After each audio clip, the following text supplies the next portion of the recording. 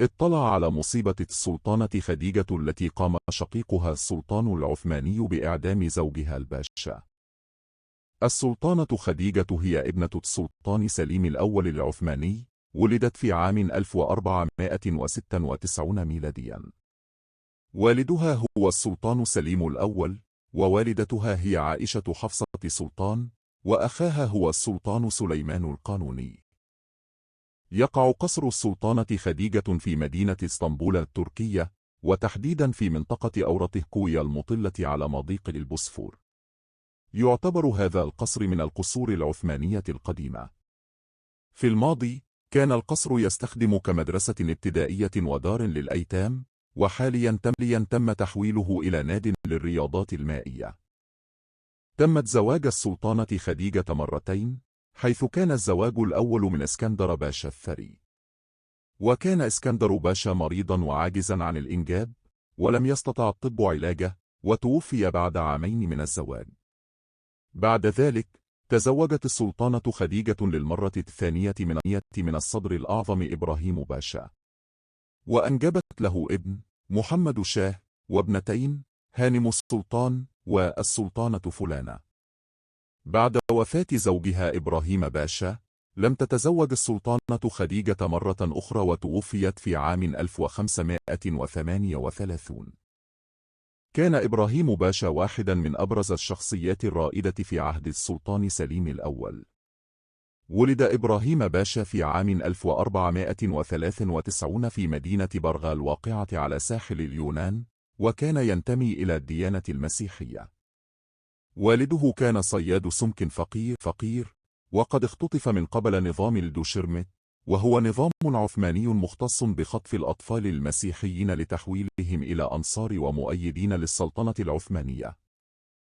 إبراهيم باشا كان وسيما وموهوبا منذ صغره، وقد لفت انتباه القائمين على تعليمه في الدوشرمت إلى ذكائه.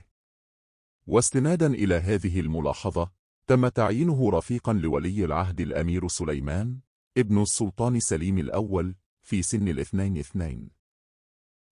تطورت العلاقة بينهما إلى صداقة قوية، وكان لهذه العلاقة الإيجابية دور كبير في تحقيق إبراهيم للعديد من المناصب الهامة في الدولة.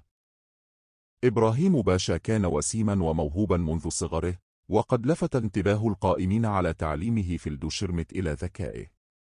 واستنادا إلى هذه الملاحظة تم تعيينه رفيقا لولي العهد الأمير سليمان ابن السلطان سليم الأول في سن 22. تطورت العلاقة بينهما إلى صداقة قوية، وكان لهذه العلاقة الإيجابية دور كبير في تحقيق إبراهيم للعديد من المناصب الهامة في الدولة. كان إبراهيم باشا يشغل منصب رئيس جناح الملك، وكان خادما وفيا خال ولي العهد، وعينه السلطان صدرا أعظما عندما كان في عمر 28 عاما. ورغم تمتعه بهذا المنصب الرفيع، إلا أنه لم يحصل على أي مناصب إضافية. لذلك قرر طلب خطبة السلطانة خديجة بهدف توسيع نفوذه وتأمين نفسه من شر الباشوات. وقد وافقت سلطان سليم الأول على طلبه، فأصبح إبراهيم باشا صهرا للسلالة العثمانية. أقيم حفل زفاف رائع لهم استمر لمدة أسبوعين، ولكن نتيجة للبذخ الزائد فقد فقد العثمانيون جزءا كبيرا من الغنائم التي حصلوا عليها من فتح رودس، مما أثار غضب الشعب والجنود الإنكشارية.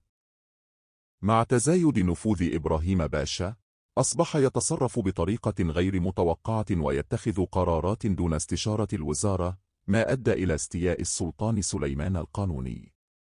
في هذا السياق قرر السلطان التخلص من صديقه ومن أحد أكثر الأشخاص الذين يثق بهم، ولكنه لم يصدر أمرا بإعدامه، نظرا لأنه وعد بأنه لن يقوم بهذا الإجراء.